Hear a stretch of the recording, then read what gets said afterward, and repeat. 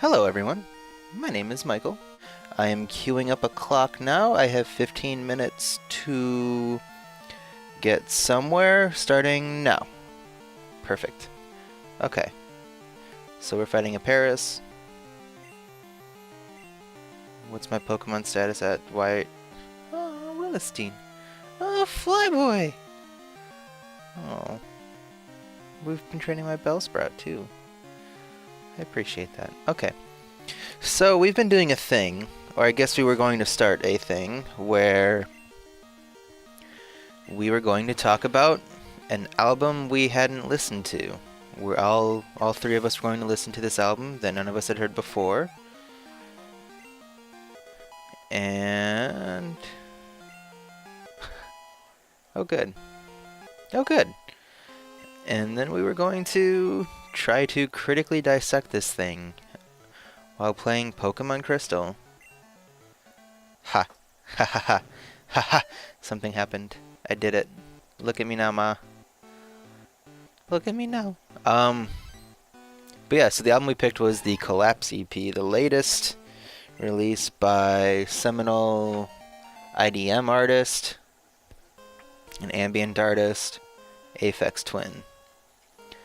A little bit of context on Aphex Twin, I guess, is you see, Tucker can speak to this a lot better than I can, because my relationship to Aphex Twin is maybe it's a few records, and not I don't have the kind of nostalgia attached to it that Tucker does, clearly. We've listened in the past as a group. We did this listen along once where we all listened to Richard D. James' album from 1996, which is a fantastic record. I listened to it again in the context of this review, and it's still very, very good. It's the way the Aphex Twin thing, I guess, is that he will use this very spastic, spicy. Ooh, Venonat. We don't have one of these. If I don't knock this out, I'm catching it.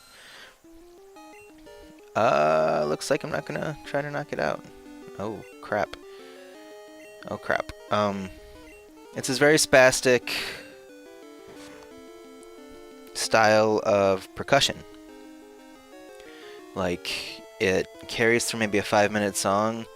It'll hit you with a similar theme. Like, he's using the same, I don't want to say toms or anything like that, because I'm pretty sure it's all synthesized, but he's using the same sounds, the same, it's a single percussion fill in one song isn't going to be the same as any other percussion fill, but they're all going to be maybe along the same. They're not going to be a radical departure from one another. But in that same process, they will be all over the place, and they will be firing on all the cylinders. And in the meantime, he'll add some kind of drama through through synthesizers and stuff like that. He'll create an environment around the music, and it'll be very, sometimes a little more dystopian. I guess later years, current years, it's way more dystopian. So, you know, a little more brooding, a little more industrial. Circa RDJ album, which is my main Aphex Twin reference point. It's a lot more whimsical. There's strings. There's like children laughing. It has this childish sound to it that I really, really love.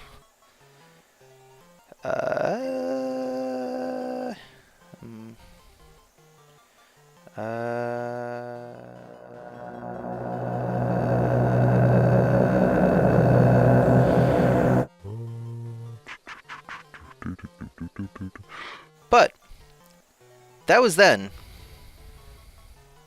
Now he is kind of on like a resurgence. He kind of went away for a bit with Drux, which is this crazy big record that I like but haven't listened to anywhere near as long as some other people may have.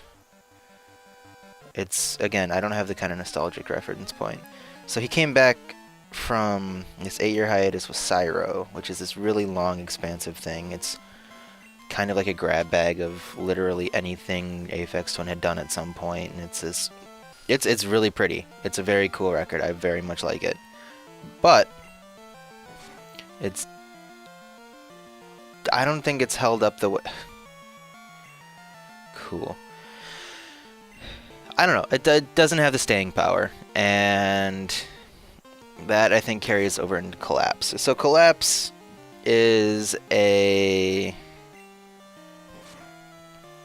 an Aphex. It's a modern Aphex Twin record to a T. It's, rather than being this more wistful experiment, it's got the more metallic dystopian thing going on. It's darker. It's yeah, it's a darker record, at least darker than something like RDJ. And I guess we're switching to a Sparrow, so who am I going to fight? Let's try Sephiroth. So yeah, it's his darker record, and it's an Aphex Twin EP, which means it's about the size of a full-length record.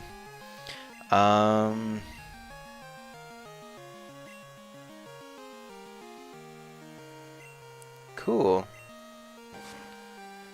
Not cool. Cool.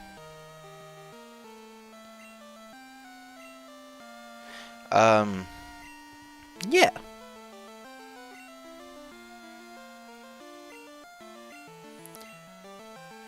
So, I, as someone who liked Cyro, cool. As someone who, yeah, I liked Cyro. I like RDJ album a lot. I've liked most Aphex Twin things I've heard. Oh, Jesus Christ, do something. Oh my gosh. This fight. There we go. Oh. Oh. Oh, this is the most frustrating fight I've ever participated in. Where was I on this thing?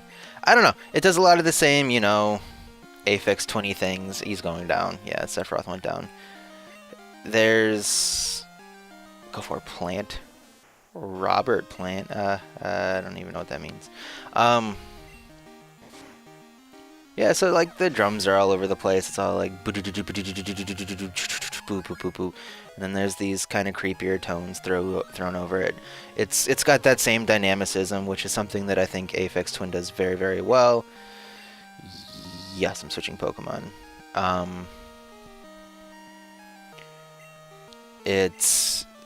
Like, I think I read a review somewhere that challenged a listener to try to take two bars, throw them together, and find the overlap. And quite frankly, you would not find that overlap. It's got that going for it. It's got that more atmospheric side to Aphex Twin, which is also, I think, not a critique at all. I think it captures that more industrial sound, that more industrial, not in the musical sense, industrial in the aesthetic sense.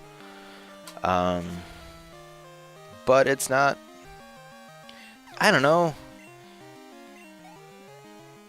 to avoid rambling about this for another 8 minutes and saying the same things over and over again, I tend to think something was maybe lost between you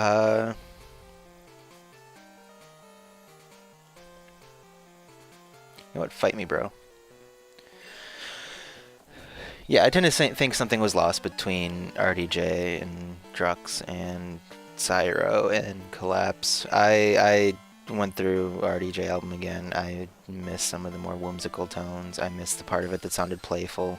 This doesn't sound playful. It sounds heavy. It sounds, well, heavy in Aphex Twin terms is like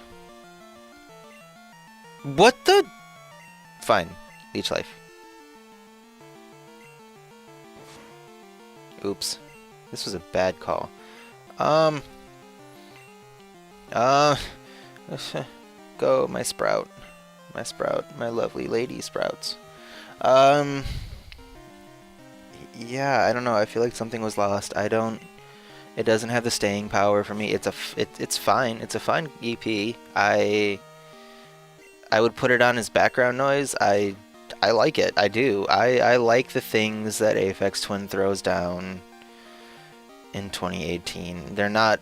I think we're at the point where he's well past the point where I think Aphex Twin is the go-to for that kind of electronic music.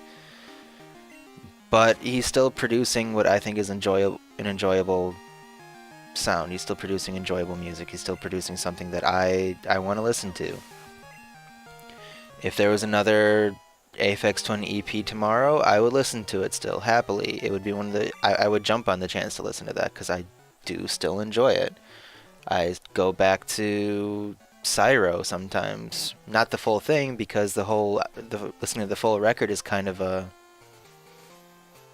I don't want to say a chore, but it wears down. It can wear down on you. It's not a short album by any means. And maybe I like that about Collapse in that it's condensed to maybe a normal length record. But it's not.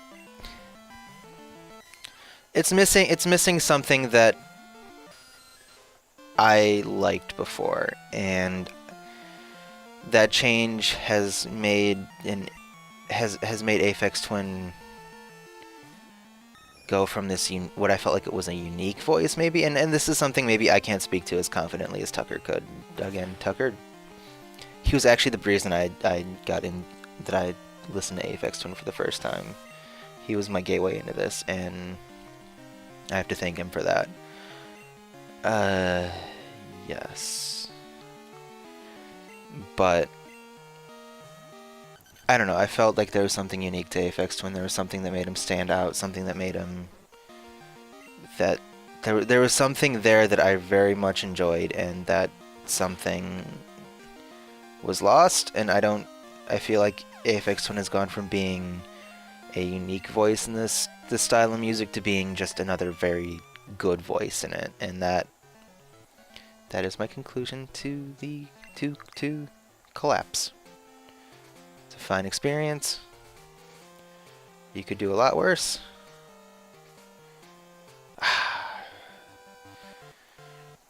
But it's not his best. Nope.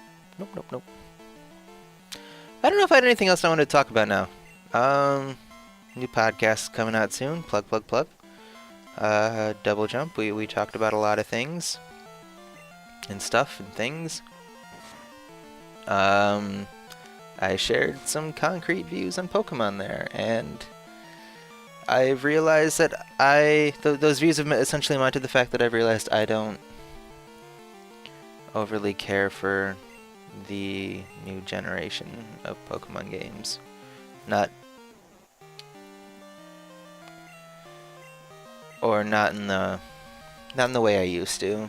There's like aesthetic problems I have with them. I don't think the island aesthetic is perfect for them. I don't like the...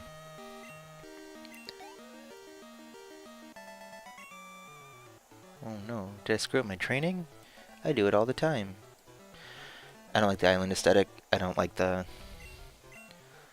as much. It's not just the island aesthetic that I dislike, it's that I don't like the... We're in Goldenrod, guys. We're getting somewhere. I can't wait to be steamrolled by a freaking cow.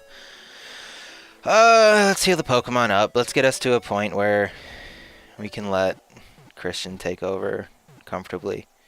I guess my closing thoughts on that are kind of summarized in the podcast, but I don't care for the new Totem Pokemon system, and I don't care for the Islander setting as much as I wish I would have.